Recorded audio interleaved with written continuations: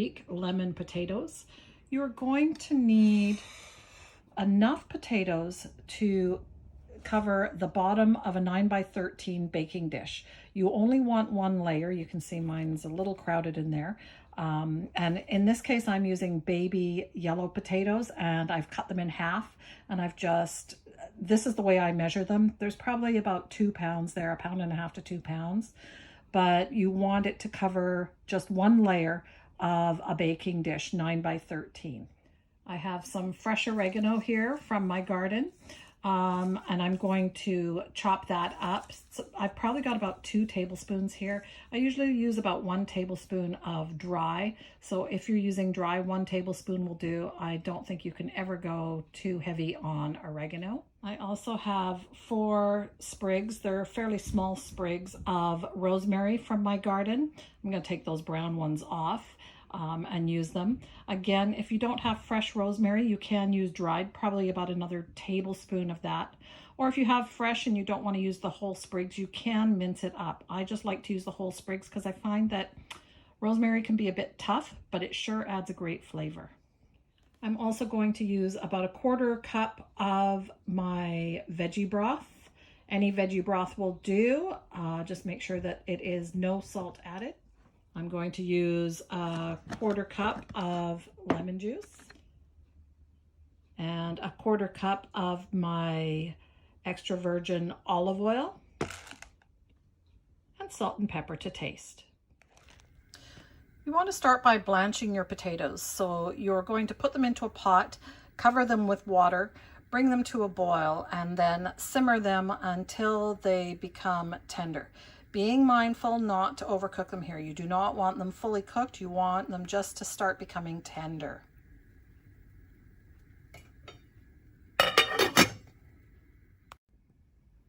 While you're waiting for the potatoes, you're going to mix your liquids together.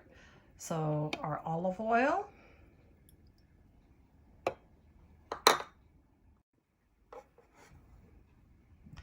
lemon juice,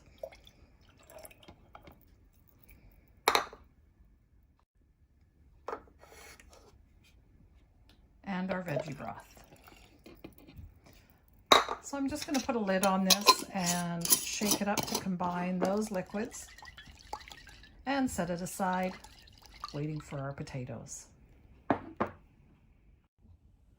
So once your potatoes are blanched, you want to put them into your glass dish and just let them dry a little bit. You don't want them wet when you put them in the oven. And so they have dried now, and from here I'm going to put some salt on, and you want to be quite generous with the salt here. Let's put on our pepper, about half as much pepper as the salt. We're going to put our garlic scattered over top.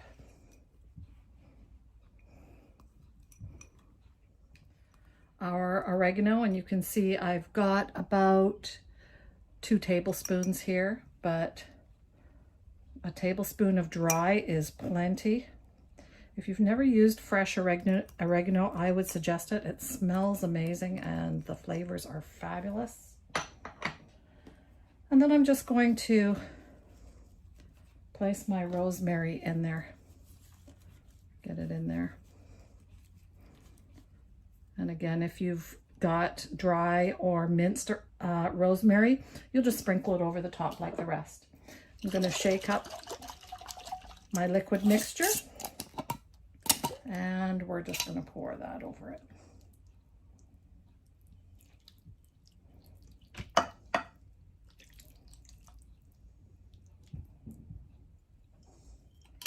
Now I'm going to put this in an oven at 400 and put it in for about 20 minutes, and then I'm going to take it out, turn them, and put it in for another 20 minutes. But you want to make sure that all of the potatoes have some of the liquid mixture on it.